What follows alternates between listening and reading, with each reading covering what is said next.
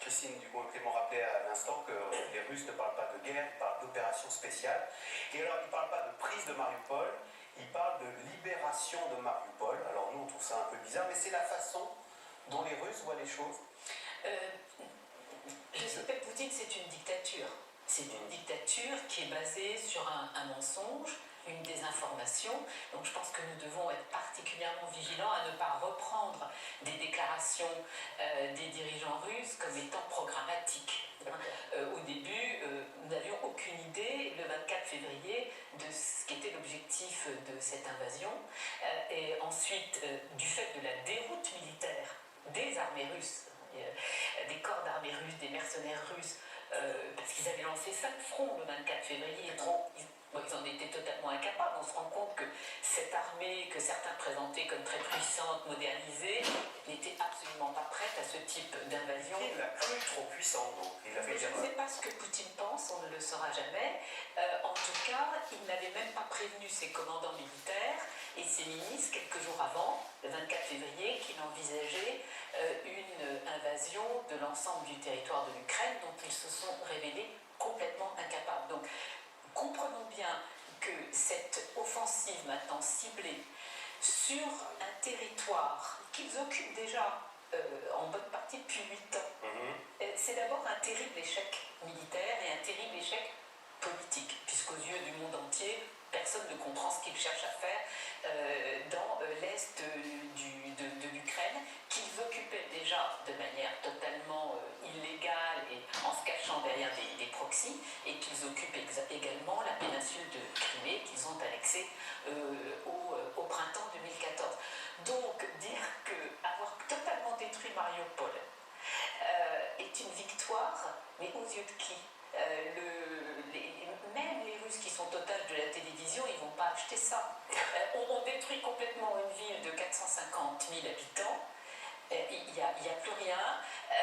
Et qu'est-ce qu'on peut afficher qui fasse sens pour les élites russes ou la classe moyenne russe, ou de nouveau, comprenons vraiment que je crois que le Kremlin est acculé. Il ne sait plus très bien comment se dépêtrer de cette affaire. Il faudra bien à un moment qu'ils affichent une forme de victoire militaire, mais ce sera pour eux-mêmes. Nous n'avons pas acheté cette victoire militaire parce que nous saurons que ça n'en est pas une. Et puis qu'est-ce qu'ils vont faire ensuite? Oui, comment Qu'est-ce qu'ils vont faire à Mariupol? Quand on convoite quelque chose, c'est qu'on en a envie, mais pourquoi le détruire? Comment expliquer? Ils n'en ont pas envie. Non, mais il faut prendre Mariupol, et pour la prendre, ils la détruisent. Mais parce que ramasser un champ de depuis le départ, Poutine a dit, là c'est peut-être le seul moment où il fallait le prendre au sérieux, il a dit je veux détruire l'Ukraine. La nation ukrainienne n'existe pas et le pays est complètement nazifié. Enfin, c'est un homme qui vit quand même dans un délire.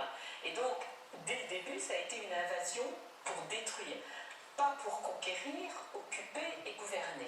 Parce que de toute façon, ils n'en sont pas capables, les Russes. Du fait de la très belle résistance ukrainienne, de la meilleure organisation de l'armée ukrainienne que des armées russes, au bout d'à peu près une semaine, le Kremlin s'est rendu compte qu'il s'était lancé dans une offensive à la fois médiatique, politique et militaire, et qui n'était pas... qui n'en était pas capable. Et honnêtement, je pense qu'aujourd'hui, pour les commandants militaires, c'est une situation très très difficile. Et pour reprendre le problème des soldats, donc en effet, Pascal Boniface avait raison de rappeler, il y a probablement même plus de 20 000 tués maintenant. Il faut donc considérer qu'il y a au moins 3 fois plus de blessés. Il y a des déserteurs. Parmi ces militaires, il y a des conscrits. La guerre n'a pas été déclarée, donc c'est totalement aberrant d'envoyer de jeunes conscrits dans ce type d'opération qui effectivement est très dangereuse. Et il y a beaucoup plus de tués et de blessés parmi les combattants russes que parmi les combattants ukrainiens. En revanche, bien sûr, ce sont les populations civiles en Ukraine qui subissent cette folle guerre.